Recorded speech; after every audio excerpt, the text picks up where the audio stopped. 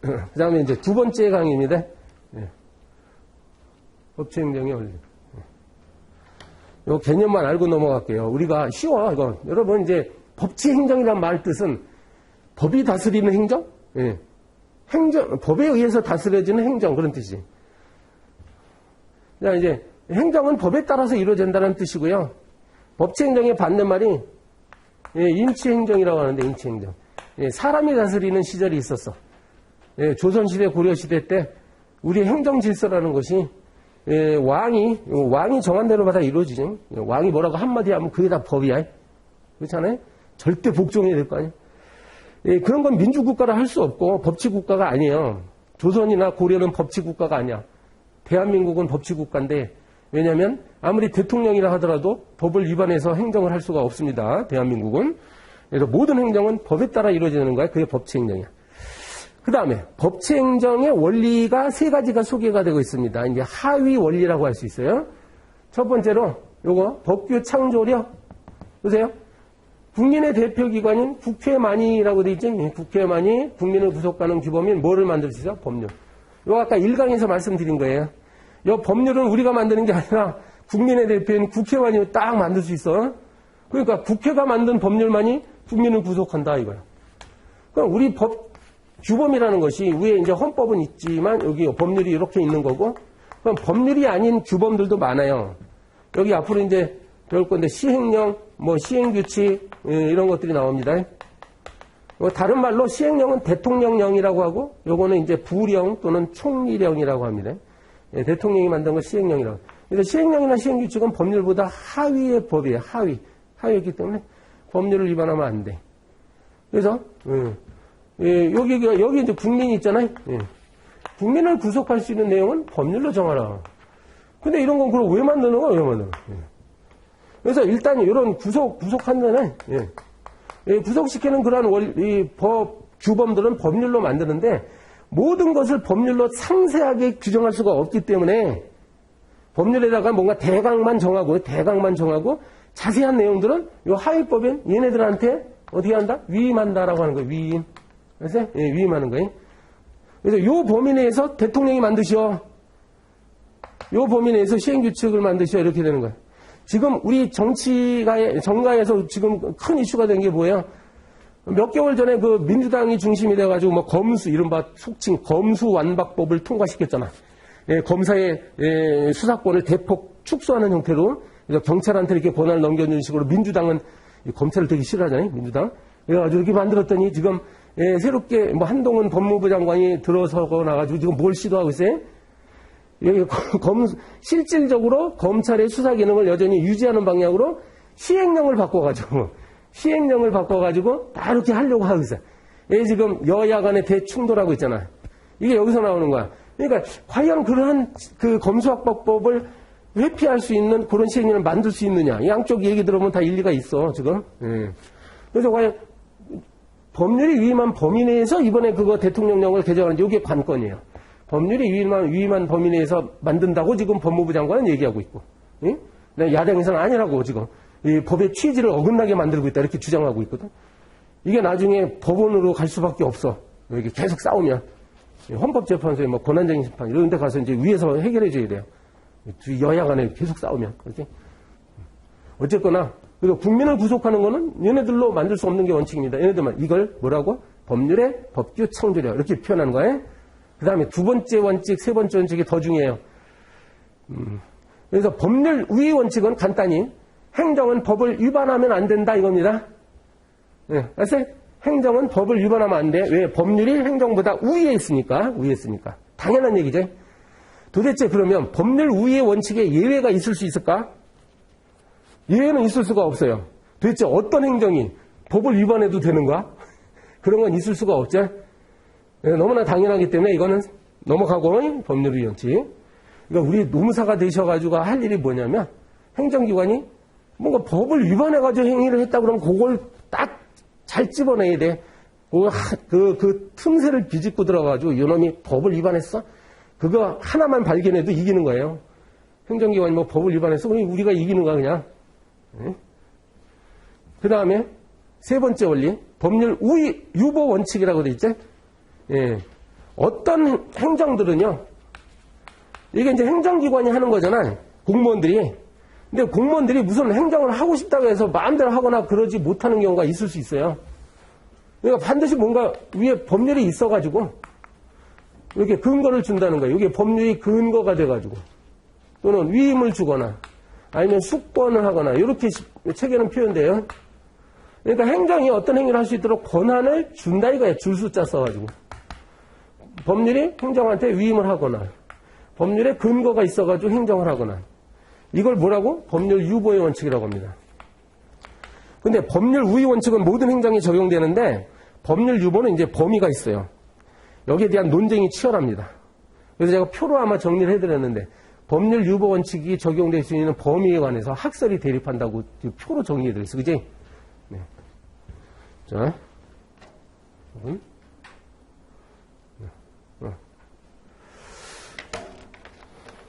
아이고.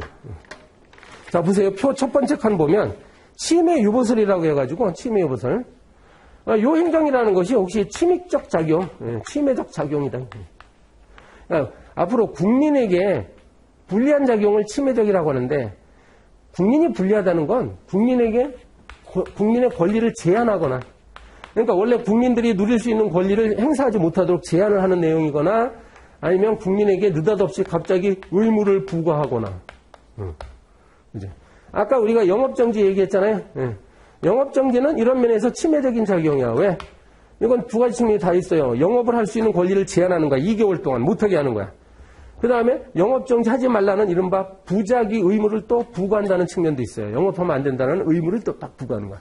이게 괴롭지. 그러니까 이거 당하는 사람이 괴롭지. 침해적 적은. 그래서 이러한 경우에 실제로 식품위생법이 있기 때문에 구청장은 나한테 영업정지 처분 내릴 수 있는 거예요.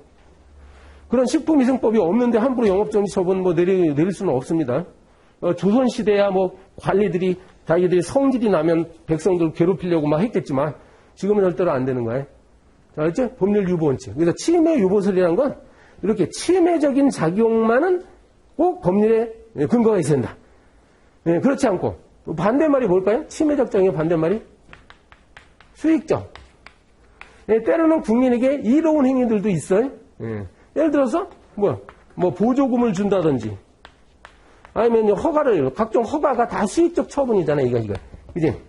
이거 보조금을 받거나 허가받는 사람들 입장에서는 좋잖아요. 그지? 기분 좋은 일이지? 수익적 처분이야.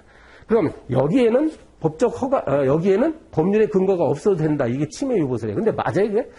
그래서 오늘날 침해 유보설 취하기는 좀 그래.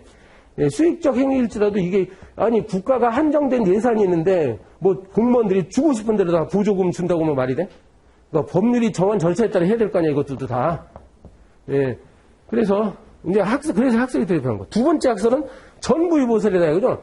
침익적이건 수익적인 간에 아니면 무조건 전부 다 법이 있어야 돼. 만약에 법률이 존재하지 않는데 행정이 함부로 하면 그거는 법치 행정에 반한다라는 견해인데 이것도 맞을까요? 야, 그러면 법이라는 게 국회에서 만드는 건데 이 국회의원들이 그럼 모든 걸 예상해가지고 전부 다 법을 미리 만들어 놓을 수가 있나? 사실상 불가능하죠. 그렇기 때문에 이것도 좀 맹점이 있는 학설이다, 이게.